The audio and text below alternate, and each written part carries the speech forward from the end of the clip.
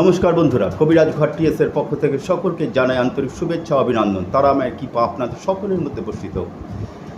যাই হোক বন্ধুরা, আজকাল অনেকেই বলে থাকেন আমার বাড়িতে বা আমার ফ্যামিলিতে কেউ নিশ্চয়ই কোনো টুকটাক করেছে, নাহলে এত কেন ঝামেলা হচ্ছে, এত কেন অশান্তি হচ্ছে, হওয়া কাজ হচ্ছে না, মেয়ের বিবাহ হচ্ছে না, প্রত্যেক কাজে বাধা আসছে, বাড়িতে কোনো বাস্তুদোষ তৈরি করে রেখেছে।